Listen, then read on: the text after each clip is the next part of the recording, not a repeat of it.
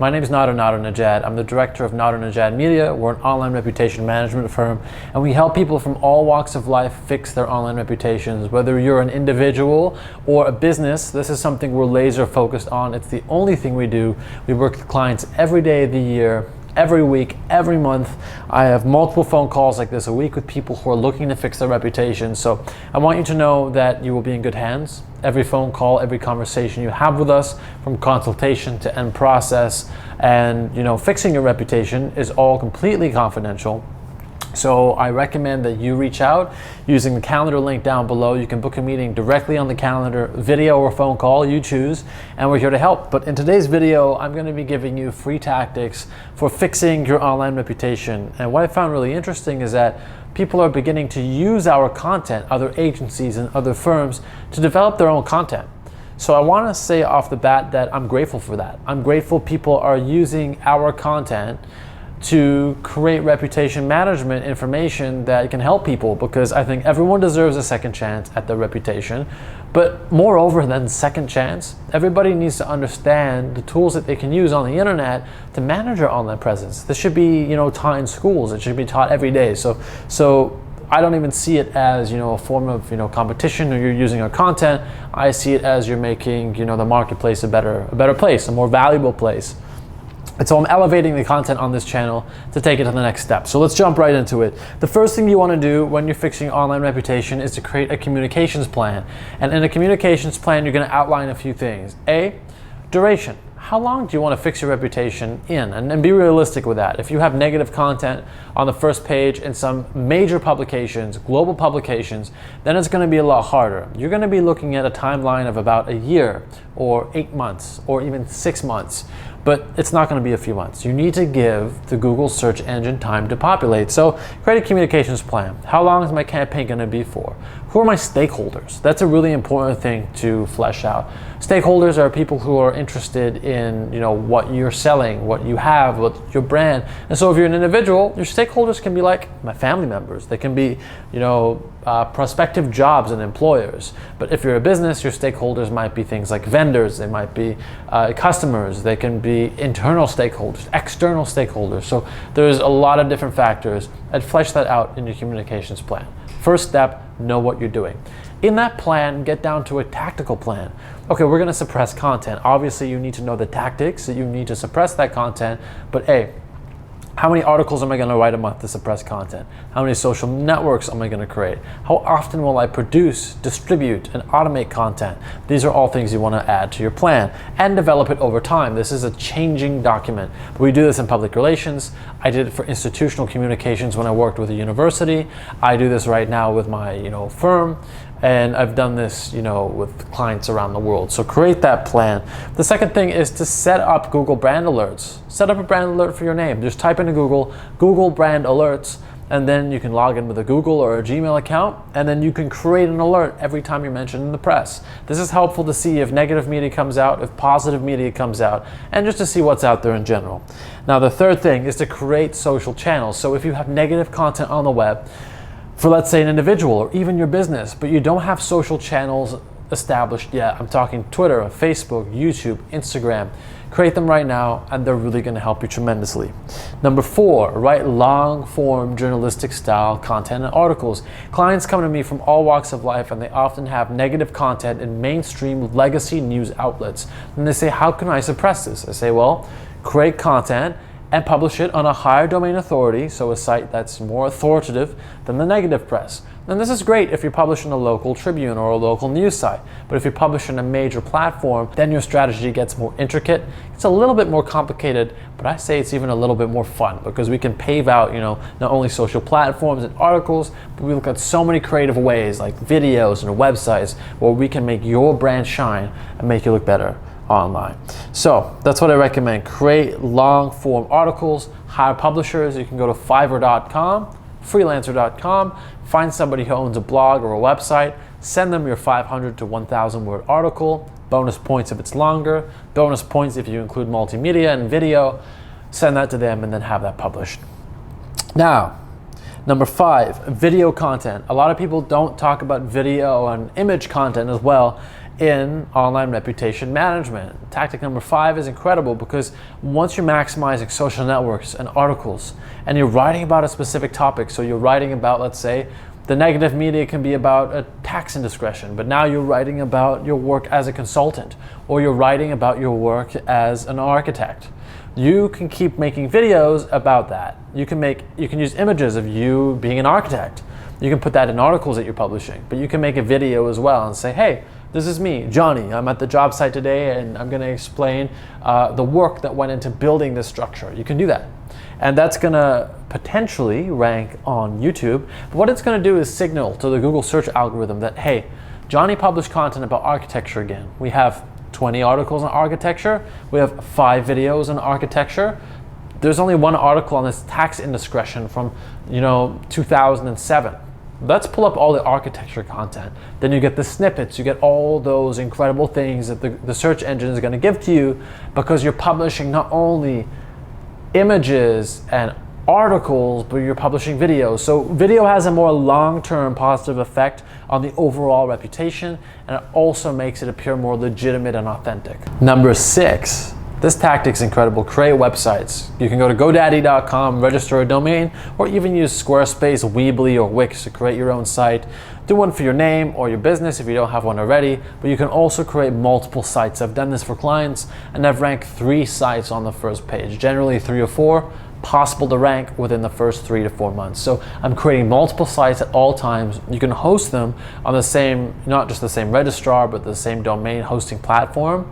We like to use a few of them. One of them we use is SiteGround. It gives us only one fee to host all the sites, so that really does help. The next thing I recommend doing, number 7, is creating business listings.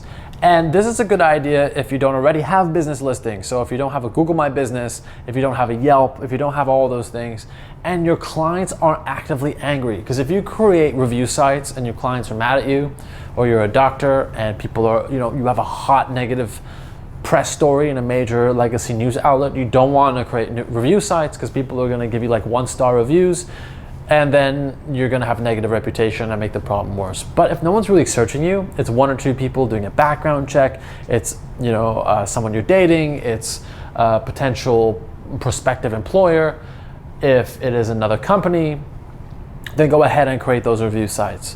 But if there's active angry traffic, you want to wait for that to die down first. The next thing I recommend beyond publishing business listings, number 8, create PDFs and publish them on your site or your blog. And this one is great because the Google search engine loves PDFs. Google says PDFs, informational content, and it generally ranks PDFs higher, and I see it especially high in Canada and Australia and the UK.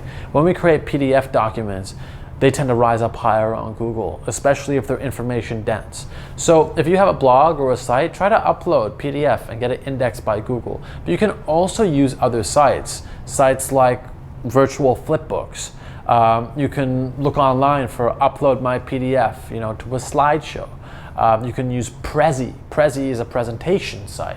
There's like Flippa. You can use a whole bunch of different sites to upload that PDF and get it indexed by Google. So use PDFs. The next thing I recommend is to list your biography on other websites. Do you have a workplace where you're going in every day and you're servicing clients or customers, but no biography on the website of that workplace? Well, call your employer. Say, hey, can I get a biography on the website? That's going to likely rank on Google, and it's going to suppress negative content. Get that on every place you work at, every blog, anywhere you've contributed to. Call old friends.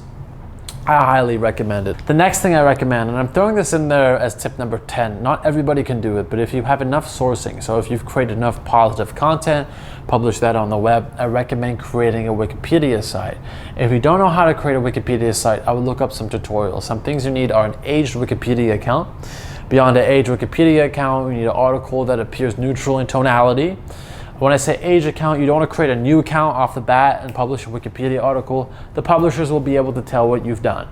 And Wikipedia moderators will say, hey, this person is tied to the subject, we're going to take it down. Wikipedia doesn't want promotion. They're like journalists. They want neutrality. They want someone not associated with you writing there. So I highly recommend waiting a little bit or hiring someone to do that. The Wikipedia page is a great place to publish content. I would just think though, like I said with the reviews, if people are out there angry about something that you've done, and the moderators on Wikipedia or the contributors might hear about it, they might add negative content to your Wikipedia article, and that might never come down. So I would really think about that before launching a Wikipedia site. The next thing, this one is unorthodox. I don't hear about it, but it's doable.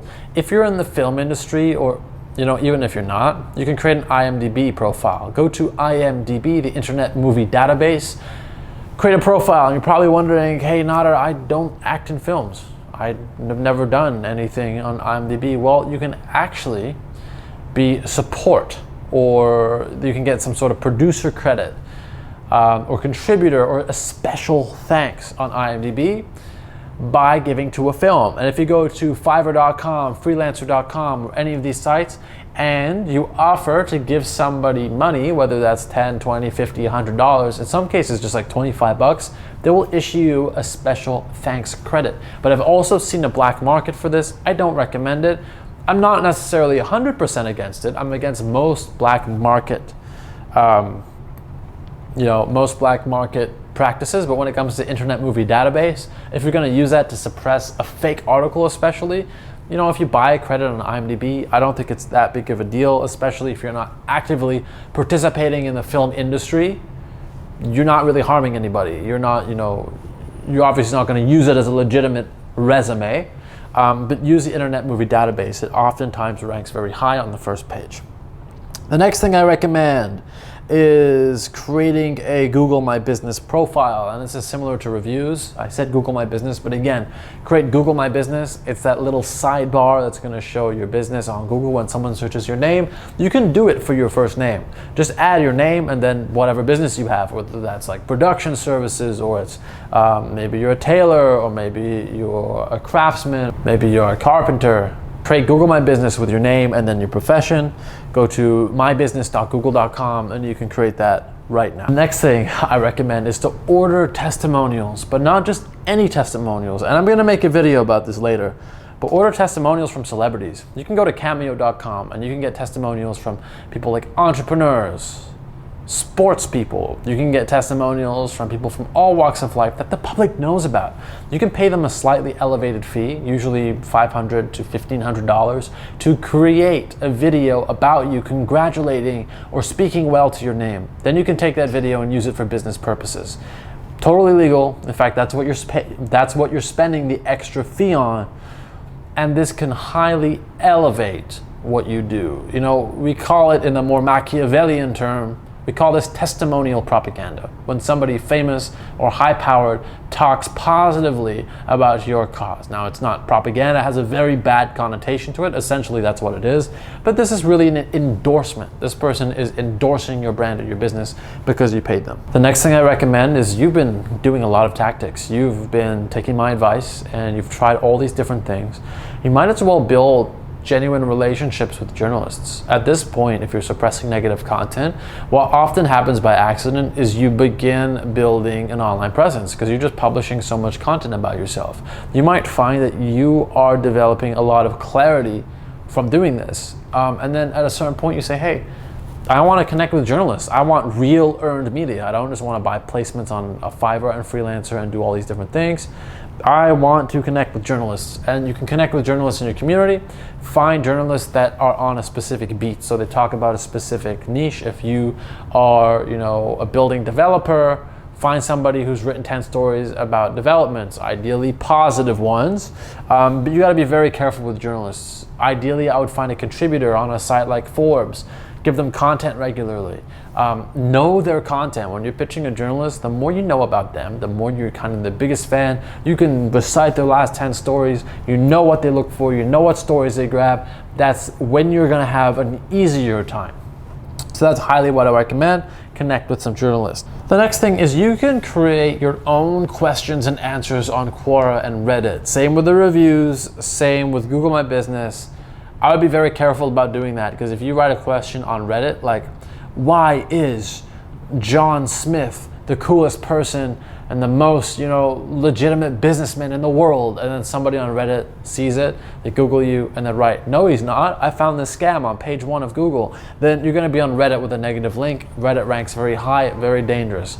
But generally, once you've suppressed content far enough, like 3 or 4 pages, and you wanna build some more, you can use Reddit. People aren't gonna look that far. You can also use QUORA.com. So we're posing questions about your business. We're having people or your customers answer them. Is that the most, what we call white hat ethical method in the industry? No, but it's in your toolkit. And I want to let you know what is in your toolkit, because sometimes you might need to resort to more desperate measures to fix your online reputation. The next thing I recommend is to create online courses. And you might say, I'm not a course creator.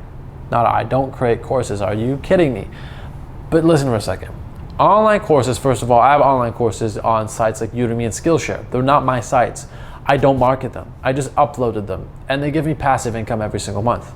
So sites like Udemy and Skillshare are great. You can create your courses, but also they rank very high on the web, meaning they're going to suppress negative content. Trust me, udemy.com, skillshare.com, learn how to make a course. It will likely give you some passive income, and also as a residual effect is the passive income, but as the main effect, it will suppress negative links, not only with the course, but oftentimes these websites allow you to create instructor bios which rank on Google. Oftentimes Udemy ranks on the first page because of its very high domain authority as a publisher. So I recommend trying to create a course, even if it's an hour. Sit there with your telephone, record a course, 10 videos, and publish it. So we've been through a lot of tactics, but I wanted this to be the #1 video on the web with the most tactics ever. So this video, I'm gonna try to speed things up a little bit. You can create courses on your own platform. Once they're on Skillshare and Udemy, create them on your own platform. Use this website, teachable.com. Teachable will allow you to create your own course, price it what you want, $5, $10, $15. Perhaps you can create your own online audience.